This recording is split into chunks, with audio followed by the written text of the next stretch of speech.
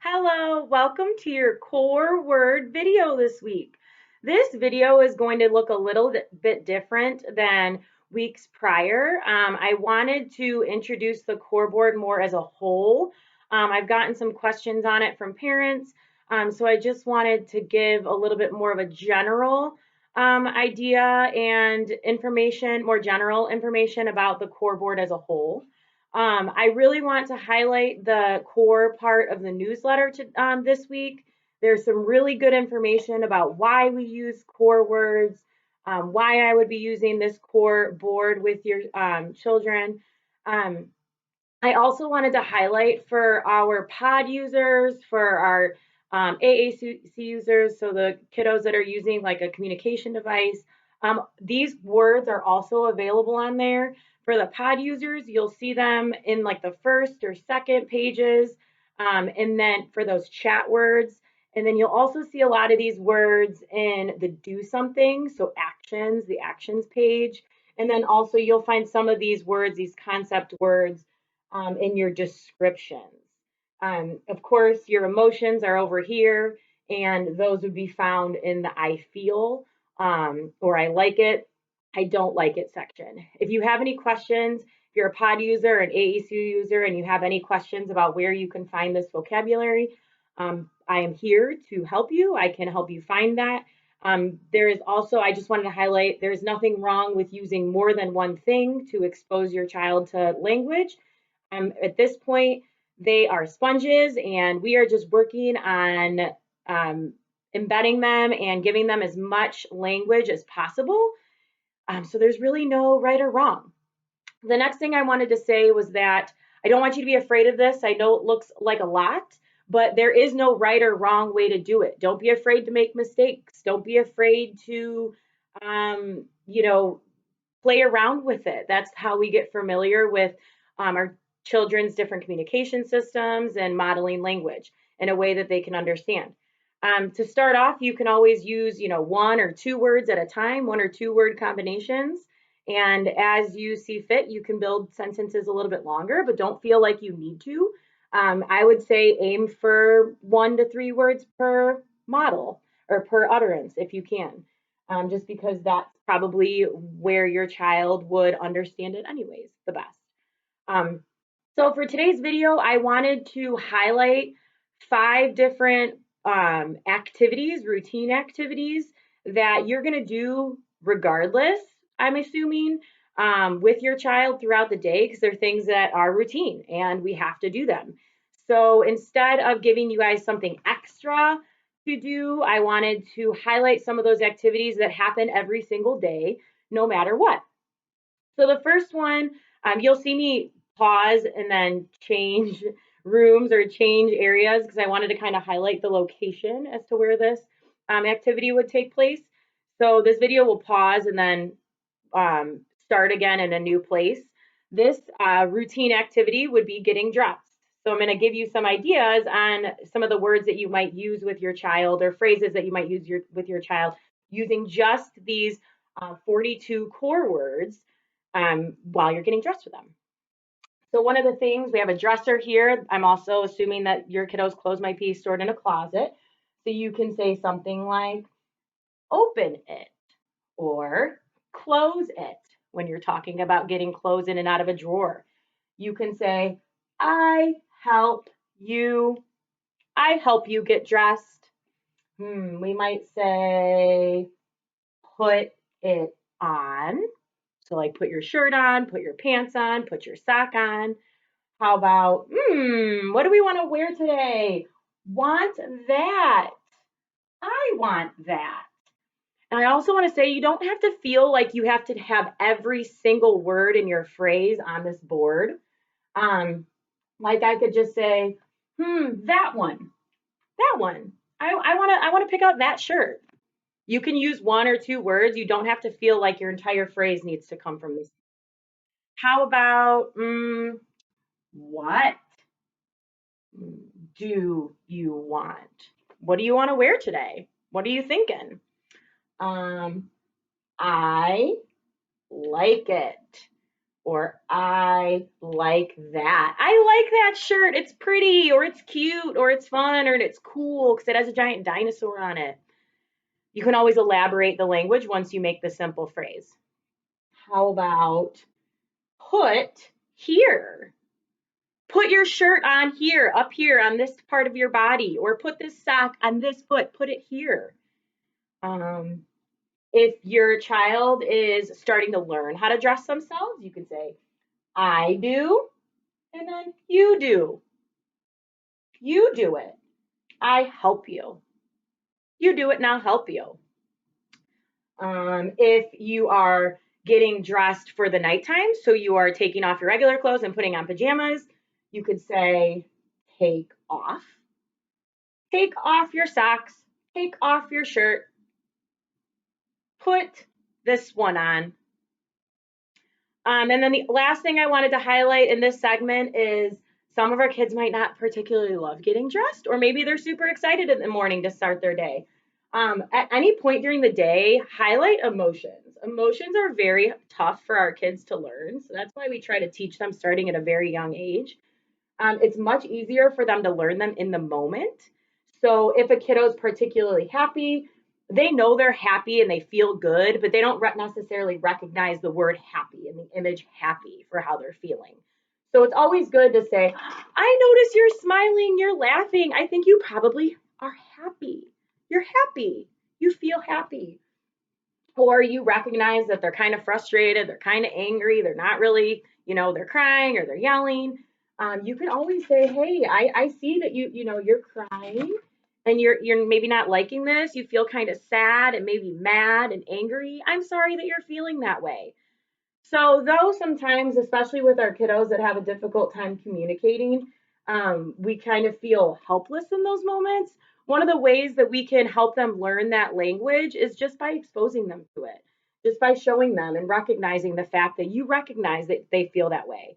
I'm going to try to help you, but I know that you're feeling kind of mad and kind of sad, and I'm sorry about that. All right, I'm going to pause the video and we're going to go to our next routine activity. All right, so the next two activities are going to take place in our bathrooms. So the two that I wanted to highlight were brushing our teeth or washing your hands, and then also tub time. So I wanted to highlight tub time. Obviously, I know it's not going to be the most feasible to have a core board there, but I still wanted to recognize the fact that even if you don't have a core board available, highlighting some of those core words, those simple phrases can happen even when something like this isn't available. And that is okay. This is kind of a guide, and it also helps your child with the visuals because any sort of like alternative communication system is going to have some kind of symbol set paired along with the words, especially at this age. So the first thing we'll go for is taking a bath. So tub time. So we could say things like turn on or turn off the water. Some of your kids probably love bath time because they love to play in the water. Some might not be the biggest fan. But turning the water on, turning it off. We might say, again, some of your kids might like the bath, so they get really happy. Some might get kind of mad or sad because they're not a big fan of bath time. A lot of our friends might get kind of silly in the tub with splashing the water. Let's see here.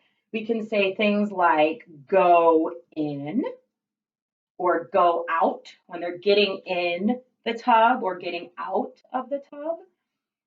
I like or you like. I like helping you get clean or you like splashing. You like playing with your tub toys or you do not like it. You do not like when I get shampoo in your eyes on accident, or you do not like when I wash your hair or your face. You can say, help you. I help you. I want to help you. I want to help you get clean. I want to help you get clean. Where? Where do we need to clean next? We need to clean your feet. We need to clean your hair. We need to clean your armpits. We need to clean everywhere. Where? Everywhere. Prior to getting in the bathtub, I should have mentioned this one before, you could say, take off. Take it off because we're going to take our clothes off before we get into the bathtub. I do. We always say I do and you do. And then finally, we could say, I have a little bit more. I need to do a little bit more. And then we can say, you're all done. You're all done with your bath. It's finished. All right, that's it for tub time. Moving on to brushing our teeth. So brushing our teeth at the sink. We can say things like, again, turn on and turn off. Talking about the water. If you are taking out your toothbrush and your toothpaste, you can always say, take out. Take it out. All right, take it out. Now what do we need to do with the toothpaste? We need to, open it. To open the toothpaste. I help you do it. I'll help you open it. We could say, now what do we need to do? Put it on. Put the toothpaste on, or put the toothpaste on the toothbrush. You do, I do, you do it, or I'll do it. I know some of our friends are trying to help brush their teeth. So you can say, okay, it's your turn, because we want to give them that autonomy. Your turn. But then I know we really want to make sure they actually get clean. So we can say, my turn. Okay, my turn now. We can talk about it when they're actually brushing their teeth. Go, go, go, go, go, go, go, go, go, stop. Go, go, go, stop. And keep going until we feel like they've brushed their teeth for long enough. That might be motivating to some of your friends. We can say, you need to do it a little bit more, maybe a little bit longer. And finally, you can say, all done. Okay, brushing your teeth is all done. Then what do we need to do with all of our things? After we brush our teeth, we need to put it in. Put it back in the medicine cabinet or in the drawer. And then you can always congratulate your kiddo and tell them that it made you happy, that they did so good. Good job. You did such a good job brushing your teeth today. All right, I'm going to pause it. We're going to do 2 more activities. So hang tight. All right, the next activity is meal time or snack time, anytime we're eating. So there's quite a few things that you can talk about with your child, or or a lot of different ways you can use the core board when you're eating, which is generally a time that most of our friends really enjoy. So to start off, you might say, I like it, or you like it. Or if they're eating something that they're not really a fan of, maybe at dinner time when you're trying to expand their palate, you might say, you do not like it. Okay, you do not like it. It's always good to recognize the fact, not just when a kiddo is happy and is enjoying something, but also to tell them, like, I see you. I understand that you don't like it. Sometimes you're like, but this is what you got to eat. Okay, so you do not like that, or like it, like that. You could say, here, you take it. You take some goldfish. Or you can model for them, give me that. Maybe you want them to give you their empty cup, or you're just modeling the fact that they're reaching. And you could say, I think you're telling me, give me some more of my goldfish. Give me some more of my pouch. Give me, my milk. We might say, if we have a plate, or a bowl, we might say plate is put on or put in. So put your food on the plate or put it in the bowl. Put milk in the cup. We can always ask, what do you want? Or you could just say want. What want? What do you want? We can say more. It looks like you're really enjoying those Cheez-Its or that cereal or that string cheese, whatever they're eating. Maybe you want some more of it, more of that. You want more. Maybe they're pushing it away, or it's just the end of snack or the end of the dinner. We could say, all done. You're all done, or you want to be all done. Maybe they want to be open. Sorry, falling. We can always say, some of our friends have a difficult time eating or maybe opening containers or using the utensils. So you can always say, help, I help you, or you can model for them, help me. It looks like you're struggling with that. You could say, help me with it. If they're if they're pushing some things away, or it's very obvious that they're not really enjoying what they're having, you can say, it looks like you do not like it. Maybe you want something different. Maybe you want something different. Here's 2 other choices. And then also recognizing if they're particularly enjoying something or not enjoying it, you could say, ooh, it's bad, or it's good. It's really good. I like it. I like it. It's good. Or I do not like it. It's bad. And then of course, when you're all done with mealtime or snack time, you can say, oh, we're all done. We are all done. Where are we going to go now? What are we going to do? All right, I have one more activity for you guys. It's playtime, so give me just a second. All right, our final routine activity is going to be playtime.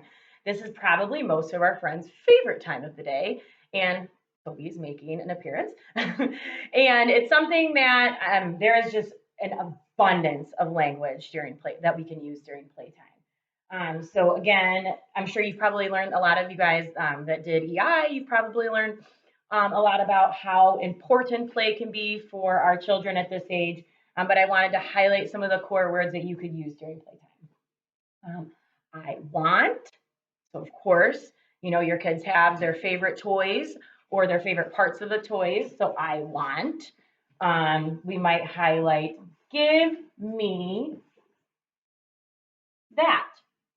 Give me that one. I want that one. Give me it. We can say things like, I want more. I want more blocks. I want to build my tower up, up, up. I want more blocks. Hey, help me. Help me open it. Help me open it. It's always a good idea. I don't want to ever make your children frustrated, but it's also important to teach them persistence. So if they have a container, in problem solving, persistence and problem solving. So if there's a container and their toys are inside, I encourage you to let them try to figure out how to open it, and or wait for them to make some initiation of requesting for help. So teaching our kids to, push the toy towards us or hand it to us or reach and grab our hands, and then you can highlight, help. I'm going to help you. Now, I understand for some of our students with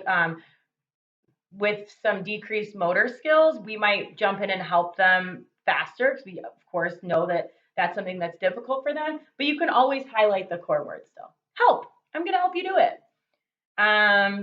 During playtime, a lot of times it's I like or you like because they're playing with their favorite toys. I always encourage taking turns. So teaching, turn taking is very important for our students, especially for our kiddos that like to kind of play by themselves. So my turn and your turn. My turn to do it. I'm going to put a block on. Or my turn to move the train around the track. My turn to press the button to play the music. Okay, now it's your turn. What if you took one of their favorite toys and you hid it? Here's some object permanence for them, recognizing that something exists even when you can't see it. So we could say, oh my goodness, where it go? Where did it go? And then you can also, during the where did it go, work on some concepts. So it's down here, or it's in the box. Even though I don't have a picture of that, you could talk about it being under something or it being on top of something. Oh, it's over there. It's right here. It's right here. We can also use the words like same and different with color, color toys, shape toys, letter toys. These letters are the same. These colors are the same. Ooh, these ones are different. I have blue and I have red, or I have a triangle and I have a circle. We could say, hey, what's that? What is that? That's a piece of cheese, or that's a banana, or whatever you're playing with. Mr. Potato Head, that's an arm, that's an eyeball. What's that? If you are playing, I don't know, Tea Party or something with, again, turn taking, you could say, hey, this is mine. This one's mine. And this one is yours. That one's yours. Transportation tends to be a big, a favorite among a lot of our students. So make it go, go, go, go, go, go, go. Okay, now make it stop. Or another one could be if you're building something or dressing a doll, you can say put on, put it on, put it there, put it right there, or put it here. And then, of course, again, going along with the turn taking, okay, you do, now I do, here, take, or give me, give me. All right, you guys. So again, I know this was kind of a long video, but I really wanted to highlight some of the ways that you could use some of these core words in activities throughout your day that aren't added activities. I know this time is pretty difficult as far as getting in e-learning, especially if you have other children. But these are things that happen every single day, and it's not something extra that you have to do, except for think about the way that you're embedding language into your routines. If you have any questions or you want any more suggestions, please feel free to reach out to me individually. I'm happy to do that. I will also be making a little list, like kind of like a reference list of some of the words and phrases that I used and highlighted during this video just to help you. But again, please feel free to let me know if you need anything else. And I highly recommend reading that core section of the newsletter. There's some really good, important information and kind of like the why to core vocabulary and core language and core boards. I hope you guys all have a great week. See you later.